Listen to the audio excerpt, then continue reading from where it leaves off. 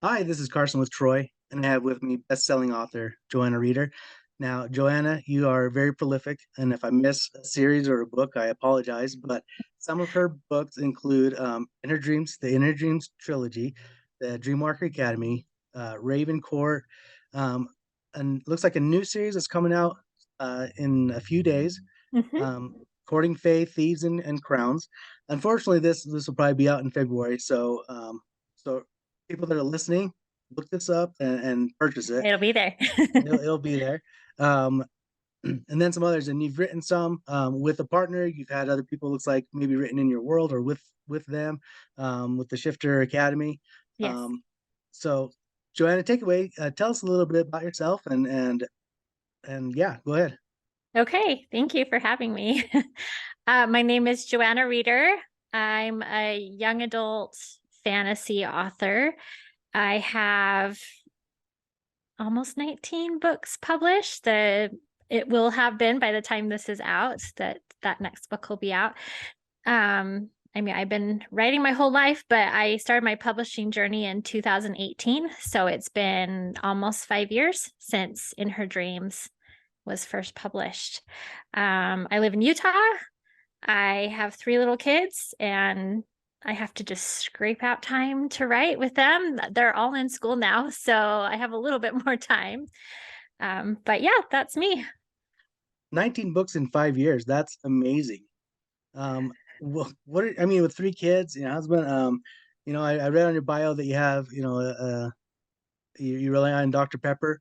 Yeah. Um, Yes, I love Dr. Pepper. so you have a bunch of different series. So Yes. I'm sure you have like an idea journal or something. Um, and maybe not, maybe just have all these ideas floating around in your head. What are you looking for when you're starting a series to determine whether you want to pursue a certain idea or not? Well, I have to love it. And honestly, the way my ideas have come has all been different. It doesn't all come the same way.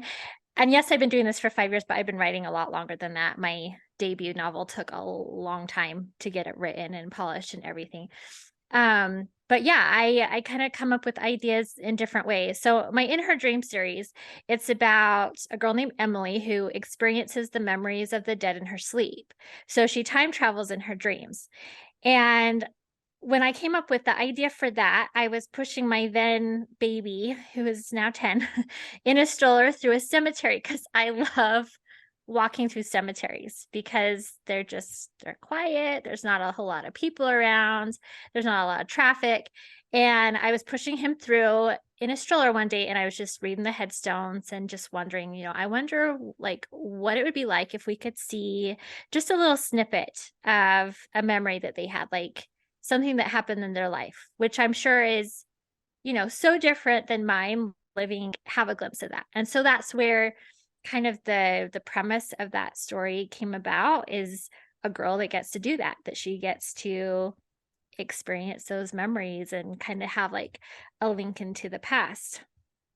Um, on the other hand, I'm currently writing in fairy, portal fantasy to fairy, my Raven Court series. It's about a girl that lives in today's world and she looks identical to the missing Fey Queen. And so she's kidnapped and taken through the portal to fairy. So where that came about is fairies were getting kind of popular and I had a lot of friends that were getting into it. And I kind of did an experiment of studying the market of fairies and seeing what people liked and things like that. And it was kind of an interesting thing because even though I read a lot of fairy books and I saw a lot of like the different tropes that people like in those, it's still my Ravencourt series still kind of turned into something from my head that was different. And some people like that, and some people, like the more tried and true ones.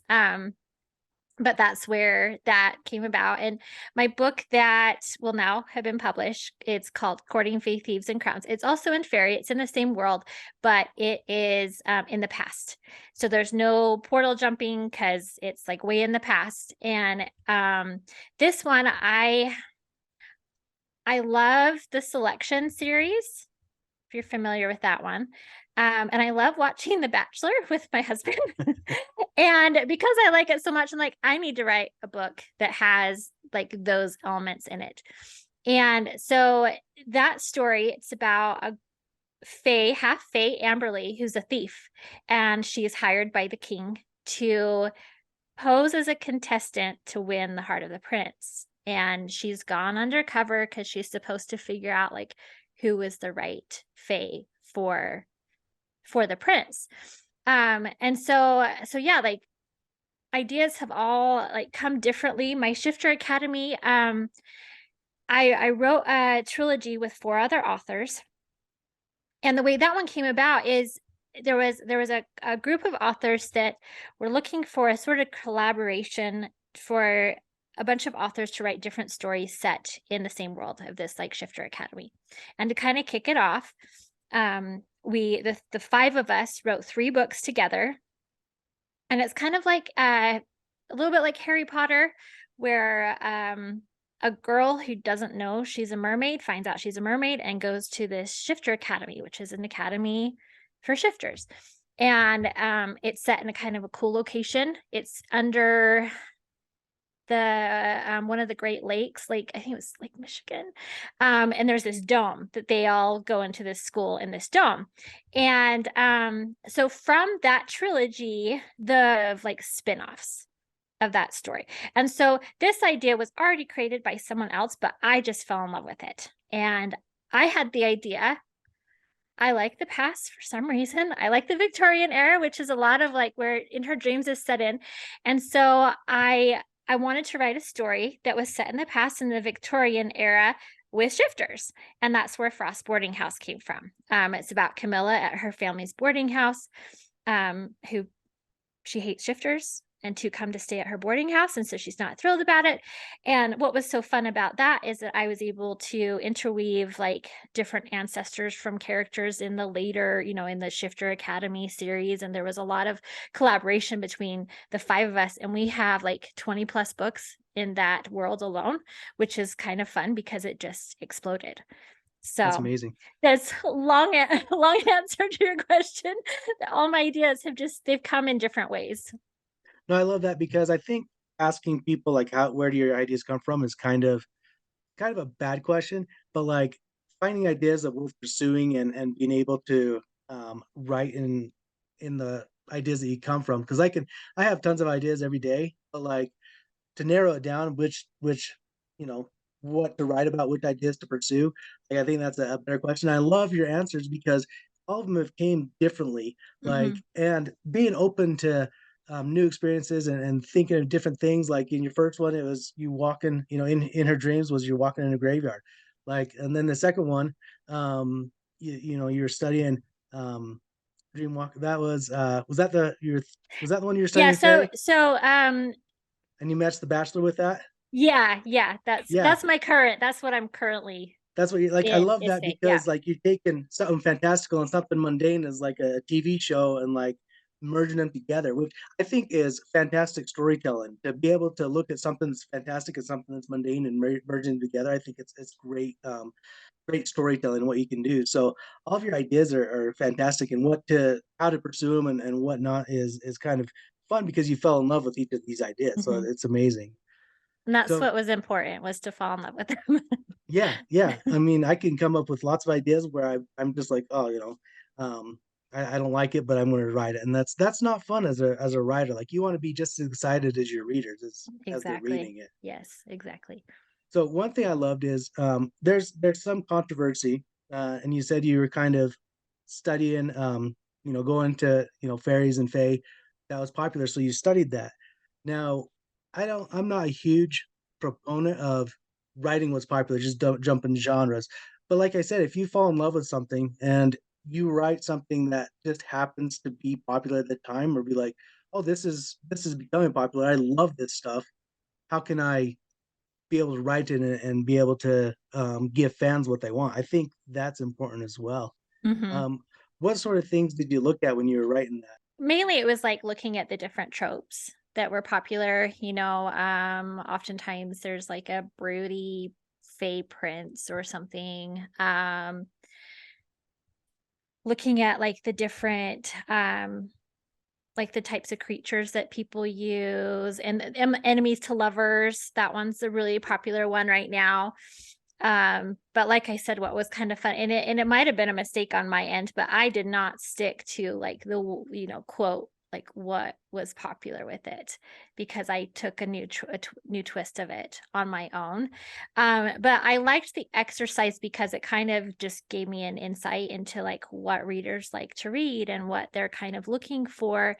Um, and I think it kind of helped me grow as a writer too, just to kind of see like what other people are doing. And honestly, one of the biggest things I was looking at was covers and trying to figure out the best way for marketing. So it wasn't just the story that I was Mhm. looking at. I was looking at blurbs and even the names of titles.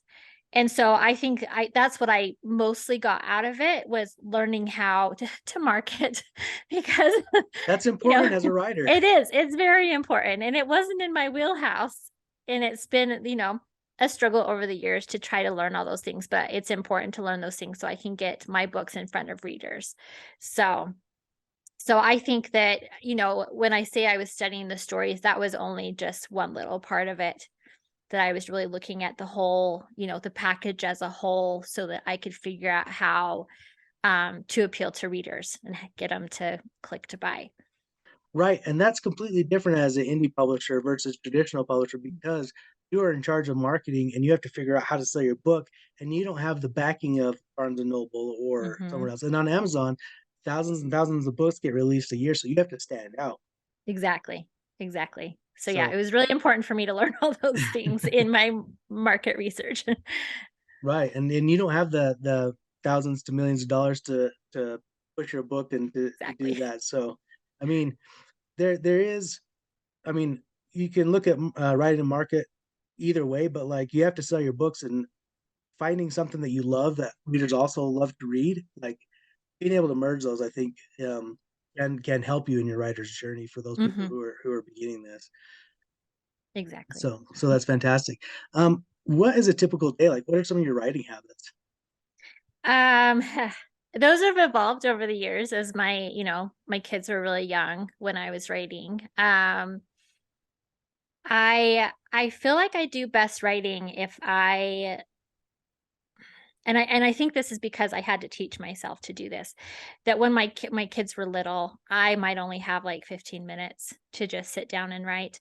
And you've probably in all of your interviews with authors, you've probably heard the terms, pantser versus plotter.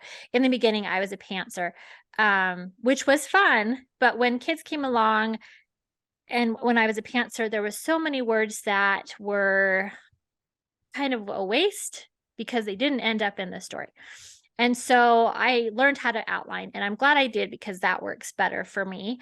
And so when my kids were little and I'd only have 15 minutes, I would need to know exactly what needed to happen next in the story, like what scene I was writing, so that when it came to editing, I wasn't cutting quite as much and the story was closer to being ready to be published. I mean, obviously, there's lots of editing passes, but because of that, I would set a timer and just write as much as I could in those 15 minutes. And I found that it was easy to tell my kids, I'm doing a word race. I just give mom like 10 more minutes and I'll be done. And then I'll get you a snack or a drink of water or whatever is that you needed.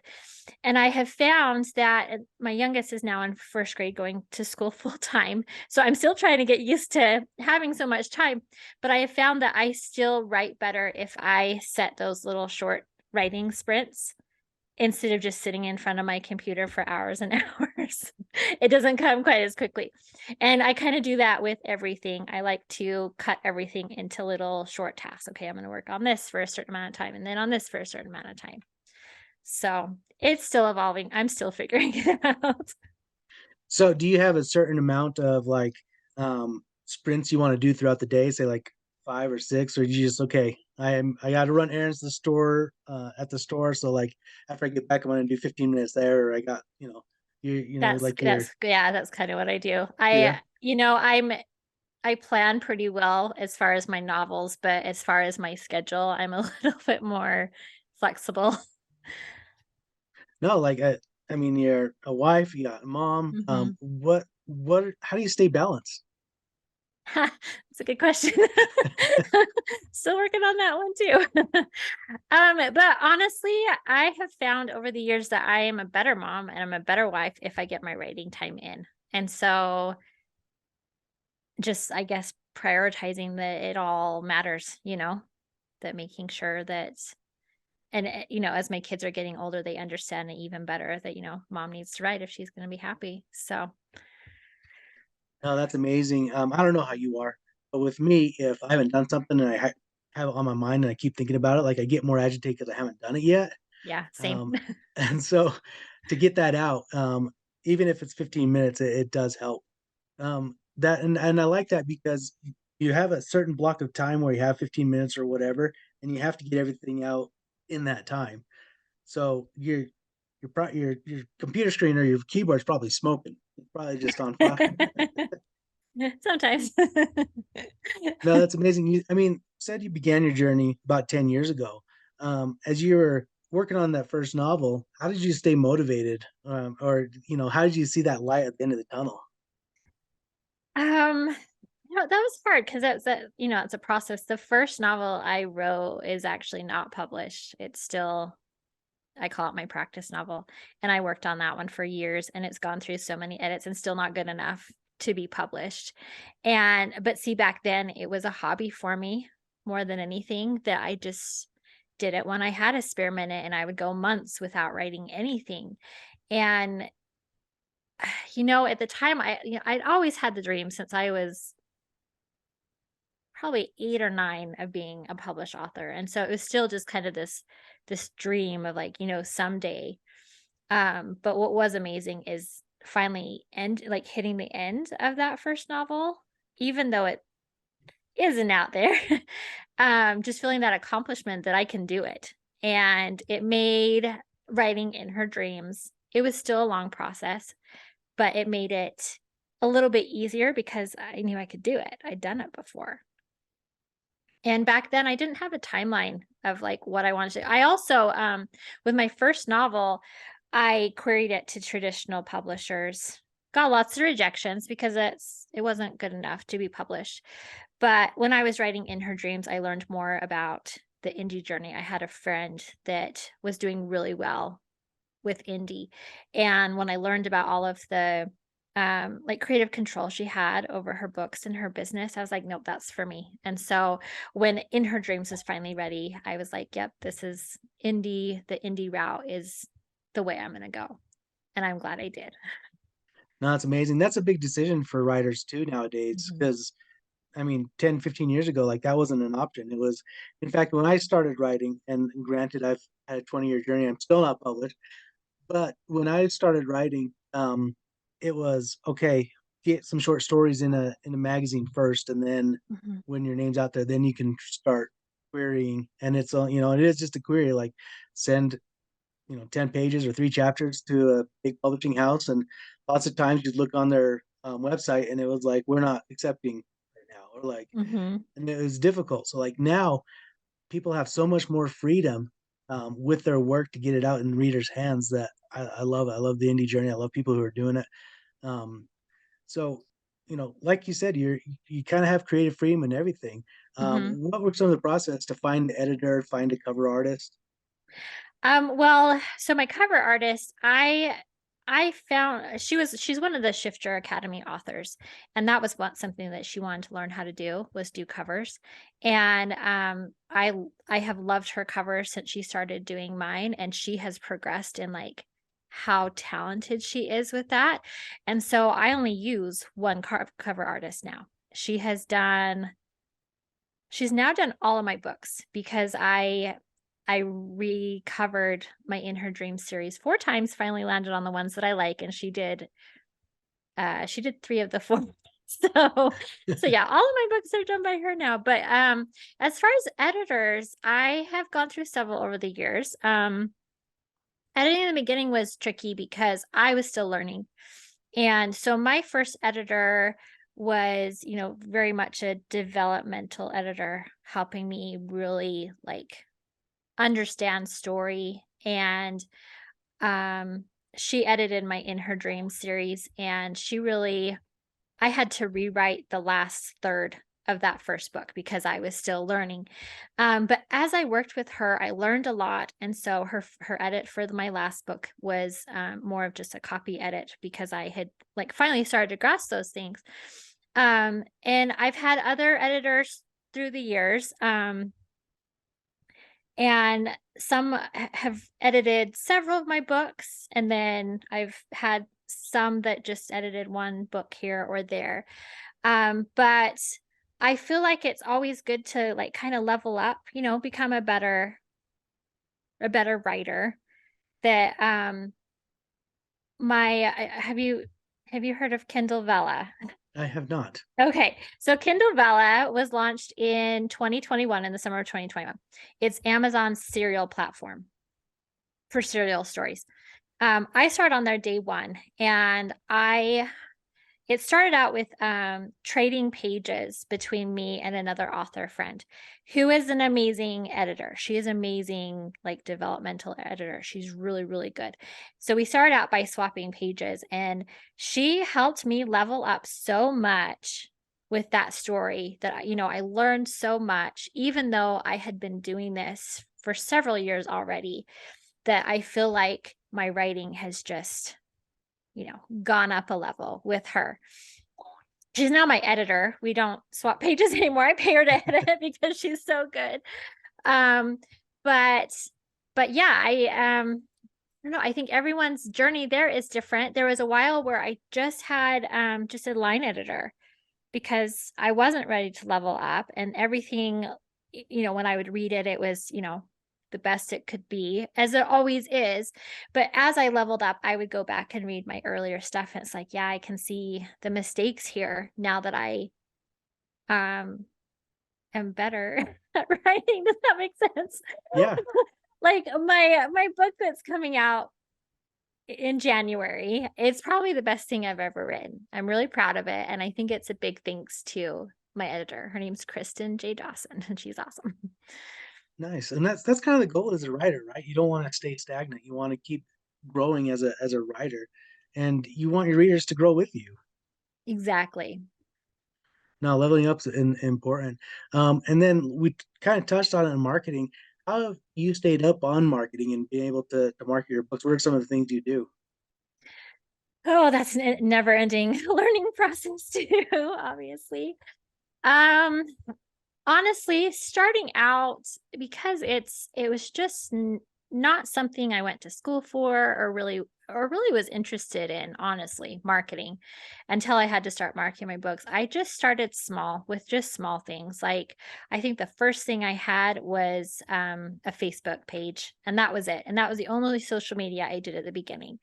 It was really important, and I had heard this, to have a newsletter, and so I have consistently grown that over the years, and it's a pretty healthy size now because I have done that. And as I become comfortable with each thing, I've moved on to something else, or added something else. So I have, an Instagram account, and honestly, one of the biggest things that has helped me, several years ago, I'm in a lot of author Facebook groups. That's a great way to network. And I think that is one of the most important things too, is to network with other authors, because you can cross promote with people that write your same genre. Because if a reader loves to read like a paranormal romance about vampires, they don't want to just read one, they want to read all of them. So it helps every author out to do that cross promotion. They have the rising tide lifts all boats. It's the 20 books to 50K like mantra or whatever. Right. Um, so several years ago, in one of these Facebook groups, there was an author that had put out a call to starting an Instagram pod group, like kind of sharing each other's posts, commenting on each post, just to kind of help engagement and get that going. And that group, it started out large, and that's all we did. We would just like each other's stuff, we'd comment, help each other out that way, just to help us grow with our Instagram. And it slowly turned into, we had a talking group, a message group on Instagram, where we would just like give each other advice, ask each other questions. Then that turned to a Facebook group, and then when all of the shutdowns happened in 2020 and everyone was stuck at home, one of the authors said, "Hey, let's have a Zoom call and just chat with each other." And so in I think it was May of 2020, we started doing that.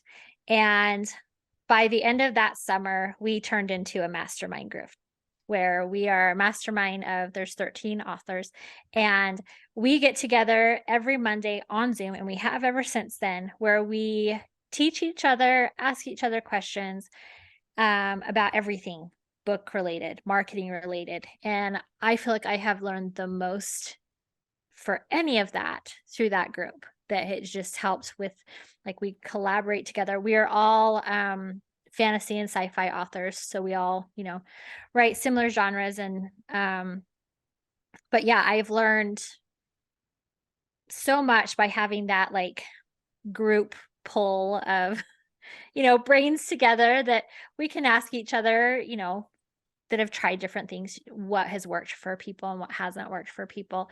But what's also been amazing about that is everyone's journey is different. Everyone author's journey is different, even if we're doing similar things. Many of them also did the fairy marketing research thing.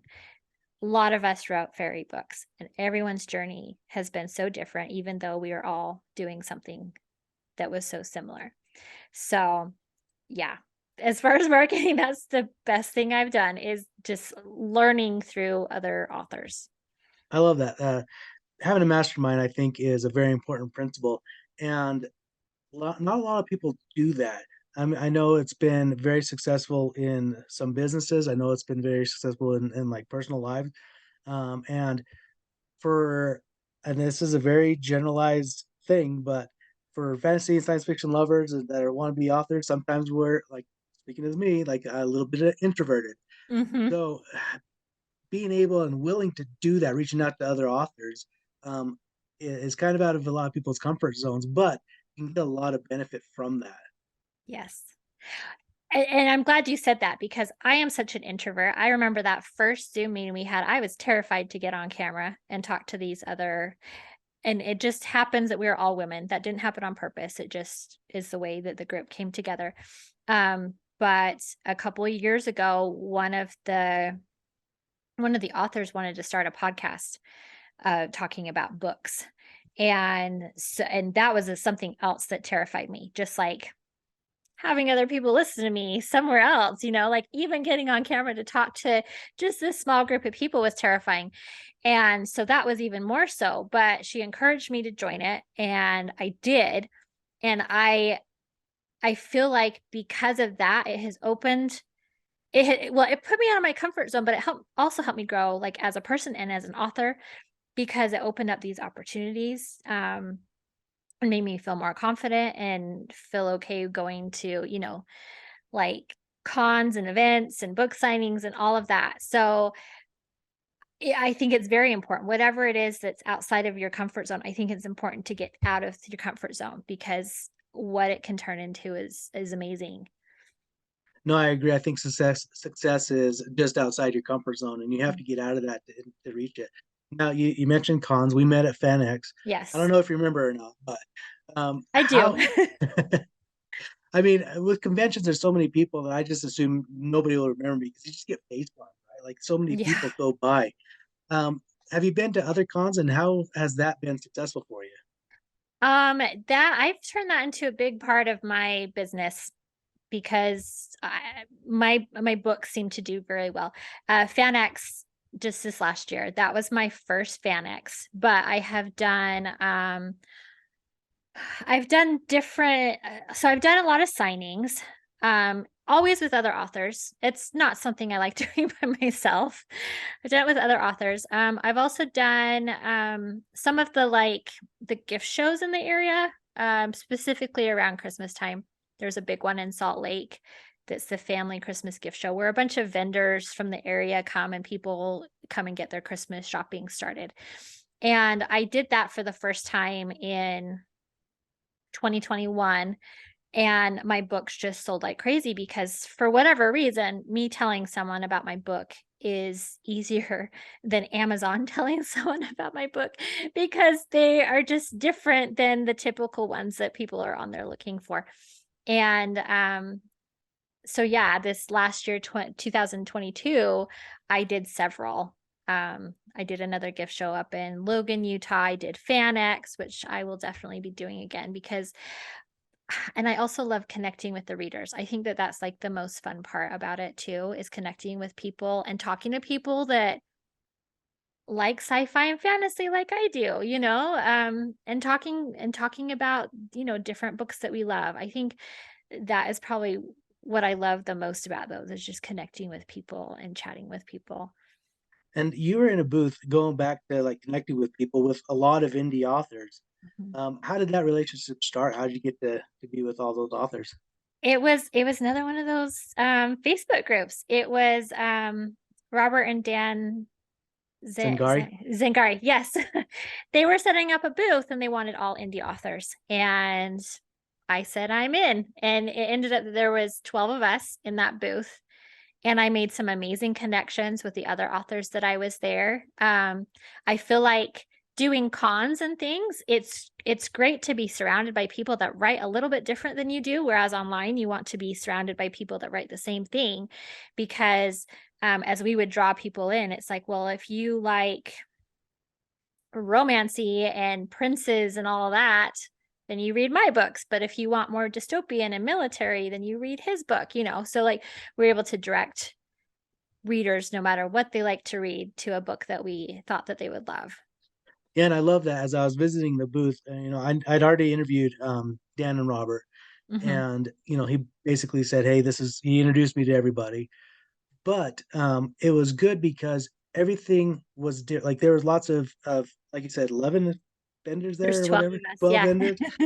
That's amazing. But everybody wrote something a little bit different. Like Mhm. um, Rob Grimley was there, and he writes more like Goosebump style, Yep. like kid horror, not kid horror, but like kind of that spooky Yeah. thing. And then the Zingari's write epic fantasy. Mhm. You write in a whole bunch of different YA genres, like they're all Yeah. like, and then A.L. Lawrenson, she was there. Like, there's just a whole bunch of people there that you guys really did were like, hey, if you like this, go check out this Mhm. person, or like you guys work together. And I thought that was one very, very smart of you to have that booth.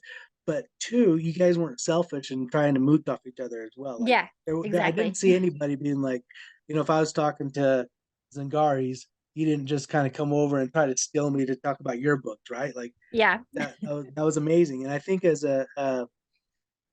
people who are looking to go to conventions to sell your book, um, that's a pattern that they can use to one kind of offset the cost because booths Mhm. are expensive, Yeah. and two, you draw in more people that way because Mhm. everybody likes what they like, Yep. and you can point them in a direction where, okay, you might not like mine right now, but say, all right, I come and talk to you. I might not like what you want or what you write, but my wife might, so I might still pick up something from you for Yeah. her.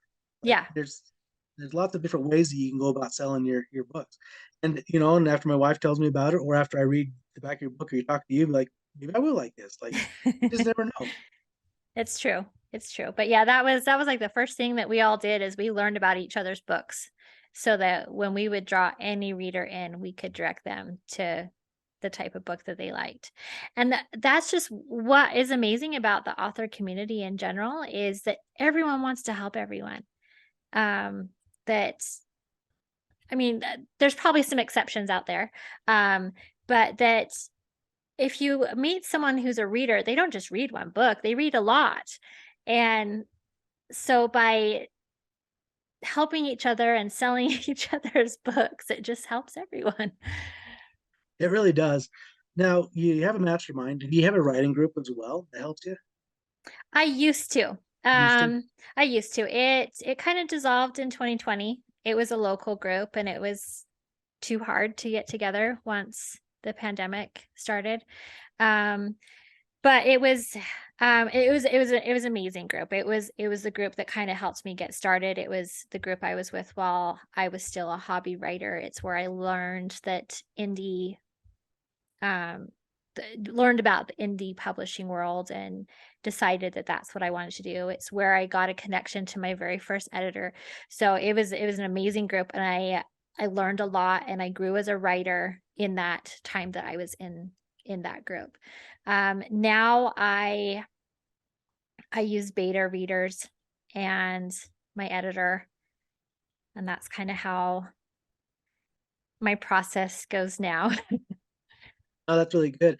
Now, I know authors who use beta readers. I know authors who don't. So for those that are wanting to use them, how did you find your beta readers, and what kind of communication do you have with them? What you're looking for as they're reading your story? Well, I find my beta readers differently depending on the book. A lot of times I'll ask anyone in my mastermind if they have the time, but they are all professional, busy authors too. And so they don't always have the time. I mentioned that I have a pretty healthy newsletter list, and I have a section of that list that is ARC readers, people that want to read my books early on to leave a review. And some of them are willing to be beta readers too. I found some on Instagram. And generally, when I'm looking for a beta reader, I'm looking for, at this point in my writer journey, it's usually big picture stuff that if something's not working, I leave the grammar and line editing and all of that to my editors.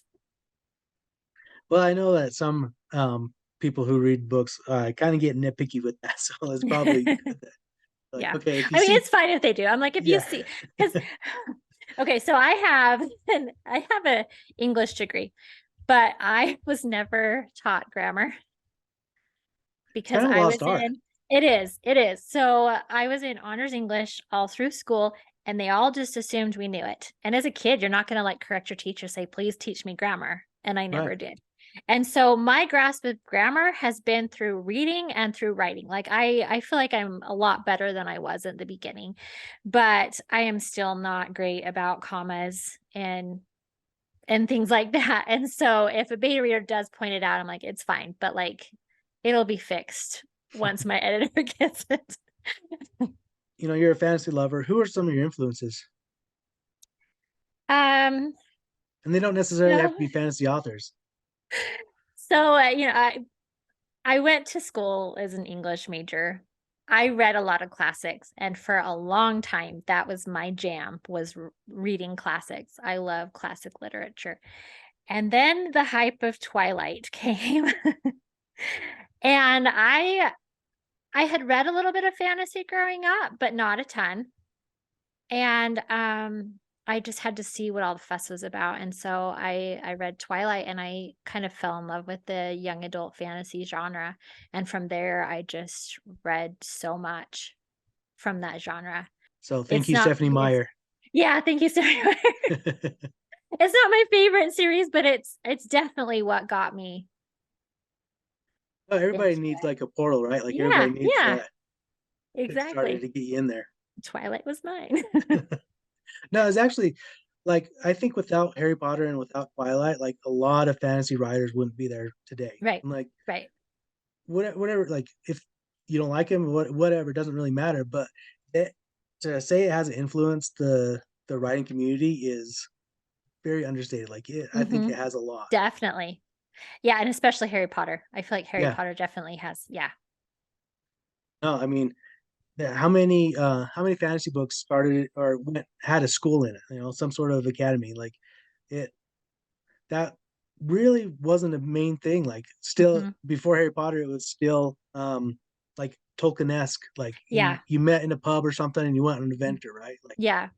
and so that kind of confined your story into a solitary or a single place where you had to figure things out and do that, which was amazing. Like were taught, they grew, and I think it still continues today. I mean, you have the Shifter Academy that you wrote in, right? Hmm. Yep. So I mean, you were Influenced by influenced Harry too. Potter. Yeah. Yes, I was. Absolutely. No, which which is fantastic. Now you wrote a series with five other authors, and then with you and another author. Yes. What were some of the pros and cons of that? So when we wrote the trilogy with the five of us authors, we actually hired someone to write out the outline for us just to take away any issues that would come up. And the way that they structured it is each chapter was labeled with a certain POV character, and each of us wrote in a different POV character, which was fun because they all had different voices, but like we as authors all have different voices, and so it kind of translated to the page that that each of the characters sounded different because they were written by someone different.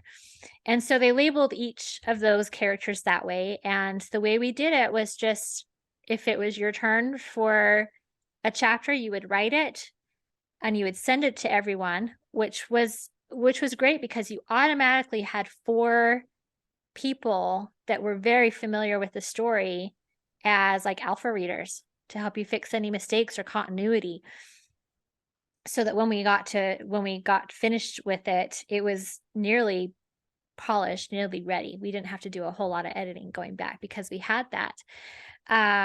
So that was I thought it worked out really well.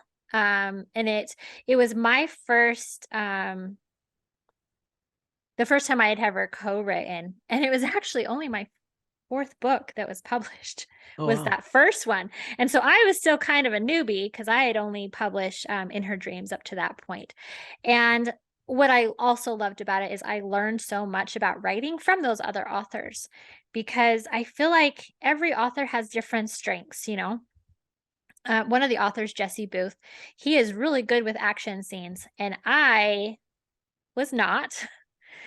But I could handle romance scenes pretty well, but I was able to learn from him, like, how to write a good action scene, and vice versa too. So that's how it worked with that first series. It's just we would just take turns, and I feel like it worked really well. Mhm. No, that's really good. Now, you said you hired somebody to, write the outline for you, and you mentioned earlier that you have became, a plotter. Do you Yeah. have, like, a certain outline, structure that you use when you're outlining?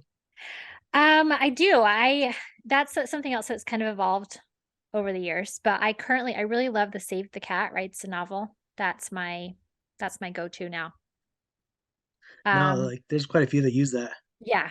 I started with I think it's a 7-point plot structure. I did that for a long time, but more recently, Save the Cat is my go-to outline.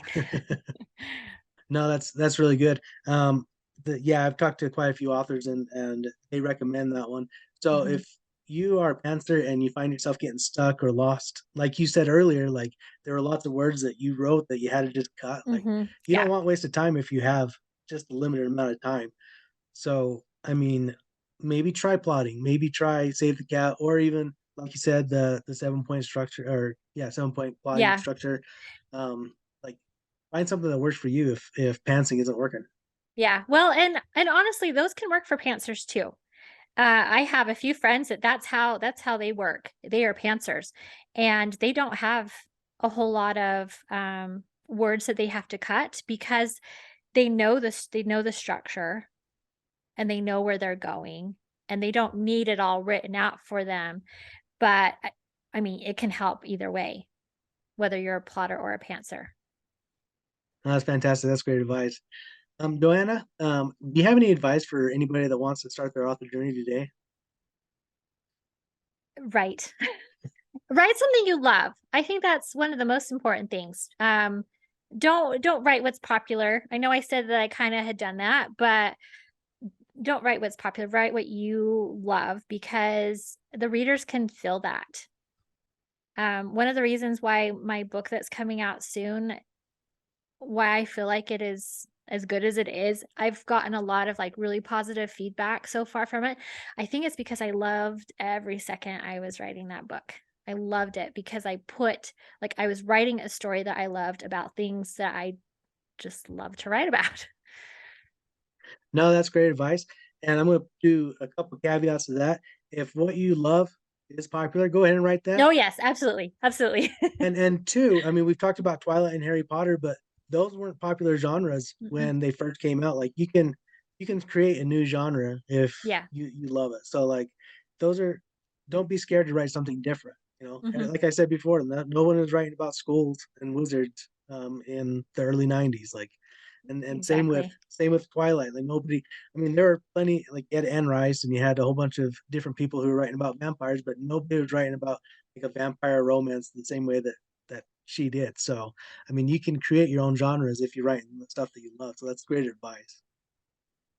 So, Exactly. Joanna, thank you so much for getting on with me today. Go ahead Thank and you. tell everybody how they can get a hold of you. Um, you can go to my website, joannareeder.com. I'm on Instagram at Joanna_Reeder. I'm on Facebook. Um, yeah. Do you have any plans on any conventions this year? I'm hoping to do FanX again. And probably some more gift shows at the end of the year. Seems like those are the good times for me to do it. So, Perfect. And then JoannaReeder.com. Reader is two E's. mhm. So thank you so much for getting on with me. I learned a lot from you today. No, thank you for having me. Thank you for listening to the Troy Podcast. Please subscribe, like, and share with your friends.